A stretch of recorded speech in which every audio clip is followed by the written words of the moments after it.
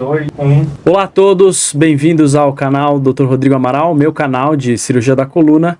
Esse é um dos primeiros vídeos que nós estamos gravando aqui, um dos primeiros podcasts ao vivo aqui do canal. E eu trouxe um convidado muito especial para mim, um colega, um amigo de vida, um paciente e o padrinho de um dos projetos sociais que eu faço parte, do projeto social que eu sou fundador e faço parte, que eu trago e tenho um carinho muito enorme, que é o projeto Mude a Curva. Hoje a gente tem aqui conosco Marcelo Brigadeiro, um grande amigo da vida e que eu agradeço já inicialmente pela presença, essa fera, cara que eu admiro demais por tudo que ele é, por tudo que ele tem a colaborar para o mundo e pelo coração que esse cara tem. Eu vou tentar abordar com vocês aqui um pouquinho do tamanho do coração desse cara. Ele parece um cara casca grossa, mas no fundo ele é um coração gigante. Valeu, Marcelão, obrigado por estar aqui com a gente. Pô, Rodrigo, tô muito feliz, meu irmão, estar aqui contigo.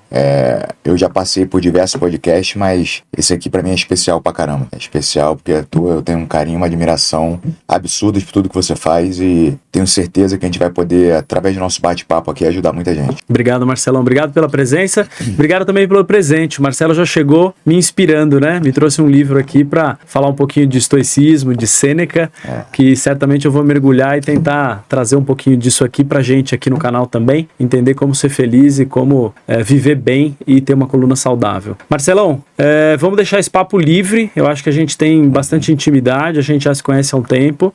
Você é meu paciente, além de amigo, tem um problema na coluna, sabe a importância da atividade física para o tratamento do seu problema de coluna. Queria que você falasse um pouquinho pra gente aí do que é, qual a sua percepção, né? Sendo como um atleta, um cara que passou a vida inteira aí dentro do esporte e portador de problema nas costas, existe cura dos problemas da coluna? O que você acha disso?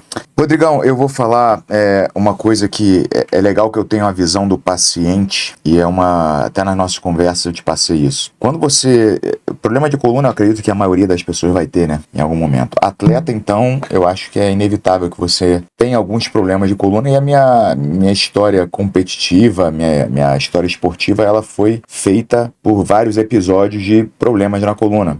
Hérnia eu tenho uma porrada, então era natural aquela travadinha que, travou, espera um pouquinho, toma um relaxante muscular, não sei o quê, e toca pau. Até que eu tive uma mais grave, que é uma espondilolistese, né, grau 2. Galera que não sabe, é quando você tem uma fratura na vértebra e um escorregamento, né, Rodrigo? Exatamente. E aquilo ali foi um negócio que mexeu muito comigo, mexeu muito com o meu psicológico de, cara, você entender que, cara, eu tenho uma fratura na coluna, cara. Já tem um misticismo pra galera que é leiga, né? Tem esse misticismo de, cara, coluna, vou ficar paralítico, não sei o quê.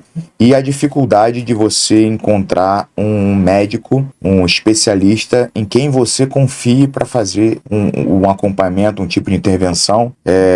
É um tipo de lesão que o tratamento, né, o curativo, né, de uma forma geral, seria cirúrgico. E quando tu pensa, cara, cirurgia na minha coluna, por quem que eu vou escolher? Então, algo que é muito marcante e que mexe muito com a cabeça da gente é a insegurança de escolher o profissional. Então, hoje, quando eu brinco, e hoje tu até fala, né, quando tu comenta lá, né, tá pegando pesado, tá treinando pesado. Hoje, depois que eu te conheci, eu tive uma tranquilidade muito grande de saber que agora eu achei o profissional que vai cuidar da minha coluna, que está cuidando da minha coluna. Então agora eu posso tocar pau. Foi, de verdade, cara, destravou em mim, eu durante muitos anos, desde que eu descobri o problema da minha coluna, até te conhecer, de fato, eu tinha muito medo de fazer as coisas. Eu tinha muito medo de treinar pesado. Você ficou até afastado um pouco do esporte? Eu fiquei muito afastado. Quando eu descobri a lesão, eu descobri em 2007. Foi o que me aposentou, né? Eu parei de lutar por causa disso. E, entrei numa depressão sinistra, porque eu desde menino eu competia, lutava, treinava muito, sempre gostei muito disso. E quando eu recebi a notícia, eu recebi de uma forma como se fosse, cara, tá incapacitado de fazer atividade, tá ferrado. Uhum. E isso me abalou pra caramba. Eu lembro ainda dos primeiros papos que a gente teve sobre a sua coluna, a gente falando sobre um atleta de MMA americano que você conhece, o Nate Query, que foi durante muitos anos nos Estados Unidos o porta-voz, vamos dizer assim, de uma técnica cirúrgica, e que é uma técnica que está dentro do meu portfólio, vamos dizer assim, de técnicas, que é uma técnica de acesso lateral.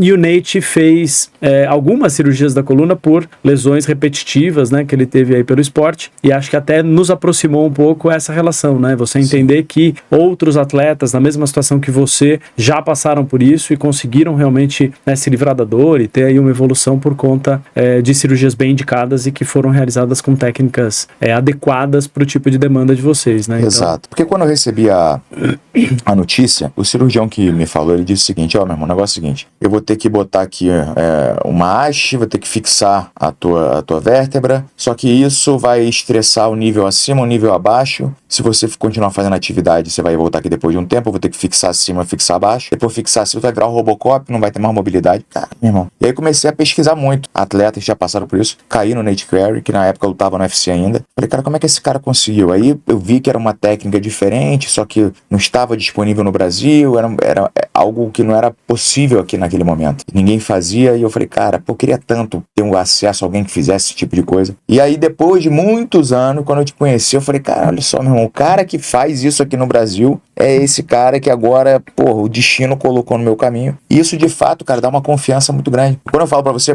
ô Rodrigo, agora eu tô tocando o palco e depois tu endireita. É de verdade mesmo, dá uma confiança mesmo, eu não tenho mais receio, meu irmão, voltei a treinar pesado pra caramba. E aí é uma coisa que eu achei super interessante, e é uma coisa que eu acredito muito mudou, essa minha lesão especificamente, mudou a forma com que eu vejo o tratamento de lesões no esporte. Cara, eu vejo que o nosso corpo, ele é incrível e é extremamente adaptativo. Exatamente. E que, na maioria das vezes, você parar uma atividade física, logicamente, num momento muito agudo, até ok, mas você limitar a tua capacidade física e tudo, você acaba piorando o problema. Exatamente. E para a coluna isso é uma verdade muito maior, né? Para quem não entende o que você acabou de falar de espondilolistese ela pode ter várias causas, né? A sua, por exemplo, é por uma fratura da parte posterior da vértebra, né? Pensando na vértebra como duas caixinhas de osso, uma sobreposta sobre a outra, e guardando dentro dela, né, dentro de um estojo, vamos dizer assim, os nervos. Então a coluna, basicamente, do ponto de vista degenerativo, pode ter dois problemas. Um problema de estabilidade, que é a desconexão entre uma peça e outra, como você, né, que tem um escorregamento entre duas peças da coluna, e o problema de compressão neurológica, que é o efeito sobre os nervos que estão guardados dentro daquele estojo e que é parte, vamos dizer assim, do seu sintoma intermitente. Então, para quem não entende, por exemplo, o que é espondilolistese, é exatamente isso, é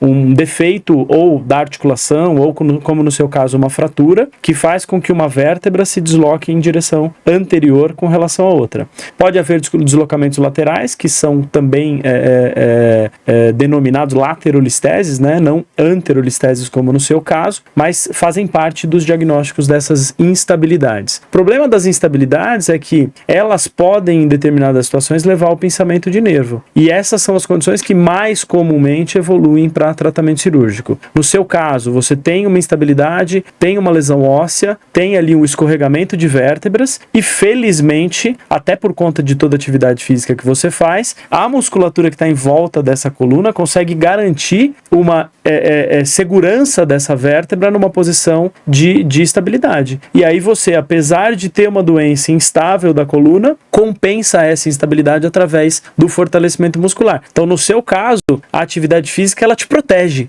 Ela não te arrisca, entendeu? E é muito interessante você falar isso, porque acontece. Durante aquele período onde eu fiquei receoso de fazer atividade e tudo, ou quase não fazia, acabou desencadeando, porque aí você entra numa posição você muda a sua posição para não sentir dor e tudo, e acabou desencadeando uma reação em cadeia, mudou minha postura, gerou uma pequena escoliose, começou a me dar dor na coluna torácica, dor no pescoço, dor no quadril, dor no joelho. Meu irmão, eu tava num ponto que tava todo ferrado. Eu lembro bem da primeira consulta que nós fizemos, que você tinha uma projeção dos arcos costais aqui, porque você fazia uma hiperextensão do tórax. Como existia aquela instabilidade, né, aquela translação, você compensava com a coluna torácica para tentar se manter aquilo no lugar. E aí você gerava dor em outros lugares, né? Então, a partir do momento que você começou a entender que a sua postura não devia ser aquela, que você estava levando aquilo para uma compensação dolorosa e que o que estava faltando era a força do core, né, que é esse músculo, esses músculos aqui do centro do corpo, né, esses músculos que envolvem o abdômen, e começou a desenvolver isso, sua dor lombar passou a ser uma dor muito mais tolerável no no dia a dia, totalmente, cara. Vou te falar, perto do que era, meu Deus do céu, tranquilo. Eu convivo desse jeito, cara, com uma dorzinha uma vez ou outra pro resto da vida fácil, sem problema algum. E quando eu voltei a treinar pesado, eu falei, não, cara, quer saber, agora eu tô tranquilo, qualquer coisa o Rodrigo ajeita, eu vou treinar pesado. Eu comecei a ganhar muita força de paravertebrais, de musculatura abdominal e tudo novamente. E a dor foi diminuindo, foi diminuindo, foi diminuindo. Hoje eu me sinto muito mais tranquilo, treino pesado de verdade, né? Tô levantando, 200 quilos, não é? E, cara, tô me sentindo super bem. Então, agora você vê, né? O fato de eu ter tido confiança no profissional que eu encontrei foi o que acabou desencadeando um processo que levou a uma melhora absurda no meu quadro. Dia a dia, exatamente. Isso é muito... E isso é algo que todo mundo que tem problema na coluna, principalmente com problema crônico já, cara, o cara passa. A incerteza de entregar a sua coluna na mão de um cara que você não sabe se vai fazer um bom trabalho. Essa relação de confiança é importante porque a coluna, né, é um órgão que tem ali dentro dela os nervos, né? Então, um grande medo de todo mundo numa cirurgia da coluna realmente é perder movimento, né? Então, a gente entender que esse profissional é capacitado, é um profissional que realmente se importa com o seu problema e que está disposto, vamos dizer assim, a buscar todos os meios, né, para que o seu resultado seja diferente, seu resultado seja superior, se você tenha, né, um processo de segmento dessa coluna customizado para sua doença, é super importante. Fico honrado aí de ser o médico escolhido para tratar a sua coluna. Você sabe o carinho que eu tenho aí por tudo que você tem feito pelas nossas causas, né? Então é uma grande honra para mim mesmo.